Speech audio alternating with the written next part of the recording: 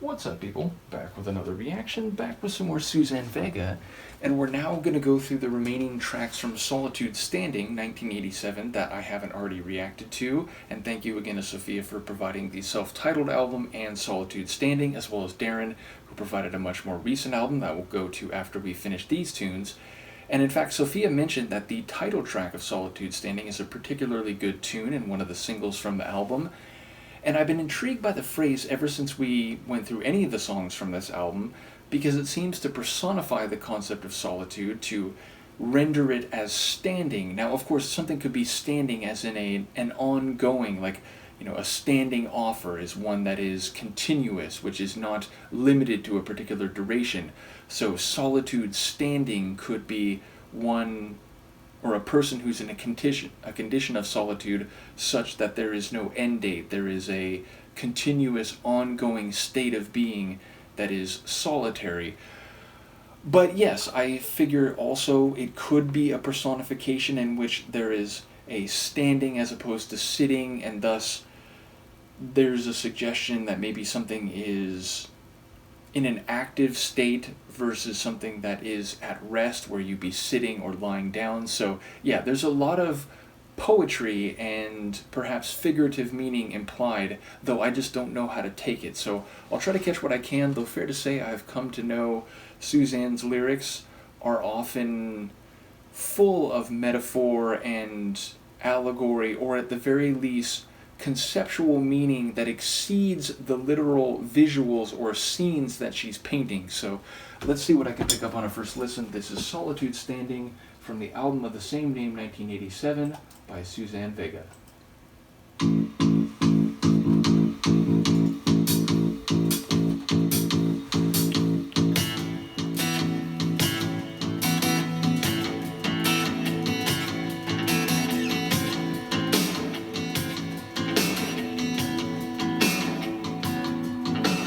Solitude stands by the window. She turns her head as I walk in the room. I can see by her eyes she's been waiting, standing in the slant of a late afternoon. And she turns to me with her hand extended, her palm is split with a flower with a flame.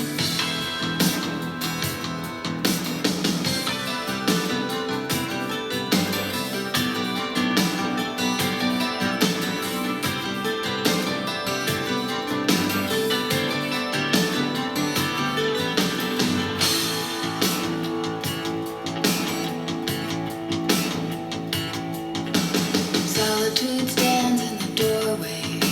I'm struck once again by her black silhouette, by her long cool stare and her silence.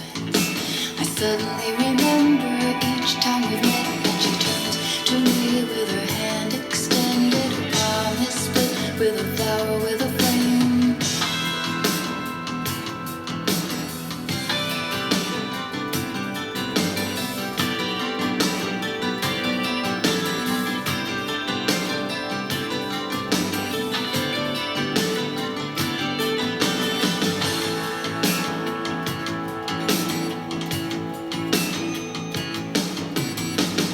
She says I've come to set a twisted thing straight, and she says I've come to lighten this dark heart.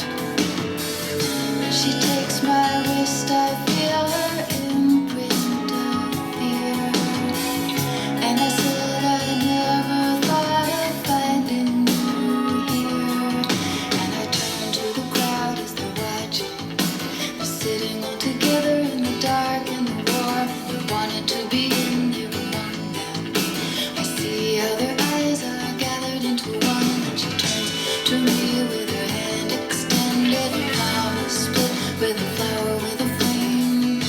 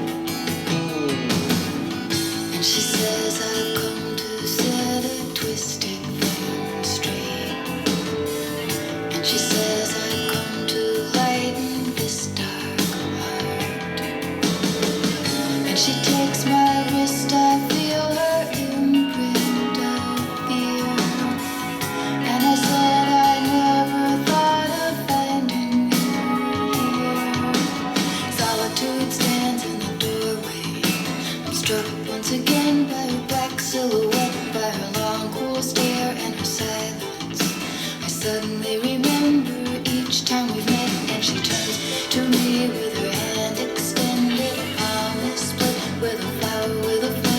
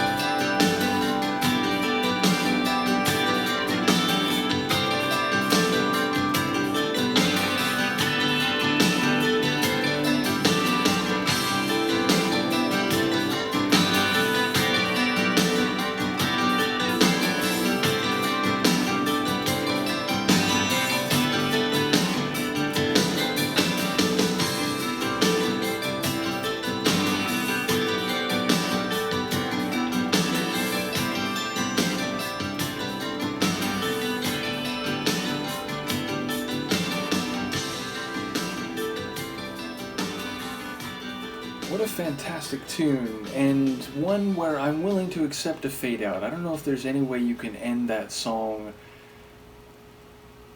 in terms of, like, I feel the cycling vocals, or rather lyrics though vocals too, and the repetitions, like, they should extend forever. So the only way to end that song would be to do a gradual fade out like that, which, again, if you know my channel and you know the things I commented on a couple years ago where I was still very skeptical of fade out endings, you might be surprised by. Though again, over the last couple years I have heard some compelling cases that certain tunes have a vibe that is to be taken as extending indefinitely, and it does make sense perhaps to end those with a fade out, though I still think a more gradual one is more acceptable than one where it just seems to fall off a cliff and fade very rapidly and jarringly. So yes, if there is the kind of song to fade out, this would be one of them.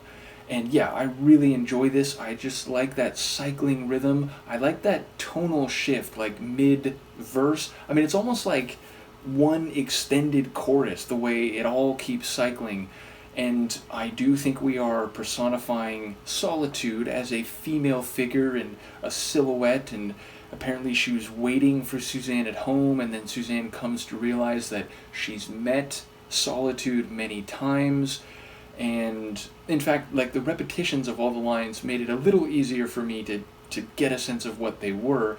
There's still a couple ambiguities I have, but it is nice where, again, most songs, or at least many songs, you get one-off verses where, like, if you miss a line, you know, you just have to listen to the song again, even if the chorus repeats. And even then, sometimes the chorus will change a word or even a full line, or, like, evolve over the course of the song.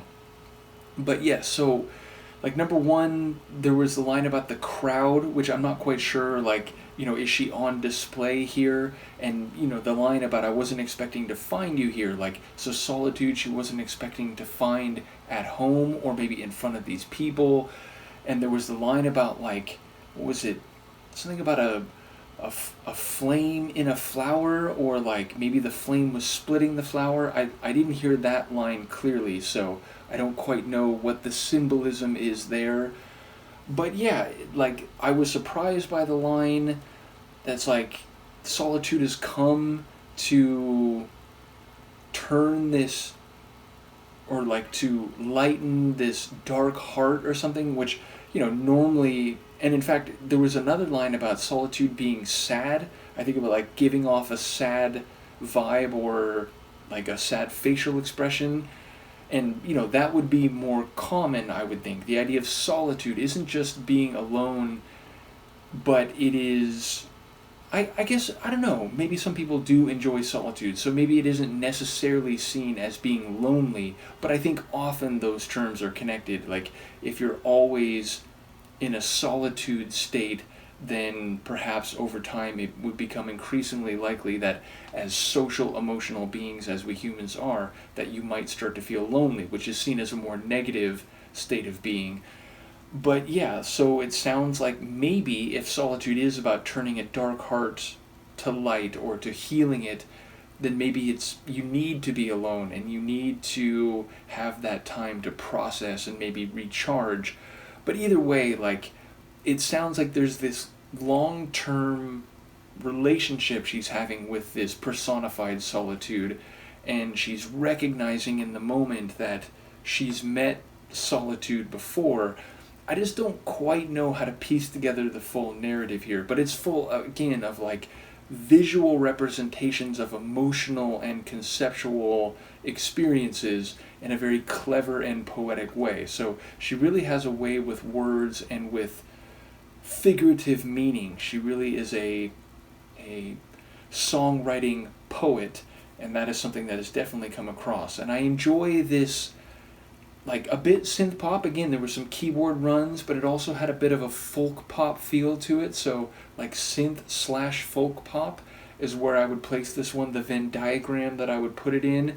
And I really do love her vocals. Like sometimes they're very expressive, but she always sounds like calm, like she's in a really comfortable place with her vocals. She never sounds like she's straining, like, and to be fair, maybe it's because in a lot of her songs, it's not like she's belting with great volume and power, although I have heard her, turn up her vocals with a bit more intensity here and there, but she always seems like she's in this smooth groove with her vocals, such that she's just calm and, telling you her emotional state in a very comfortable way. So yeah, something about her vocals. Again, she's the kind of singer where you hear her sing a couple times, you're never going to mistake her for anyone else. So yeah, I really enjoyed this one. Shout out once again to all those who've been following this deep dive. Thank you to both Sofia and Darren who've provided the materials, and I'm looking forward to going through the new album. But as I said, we've got some more to go through from this album. First,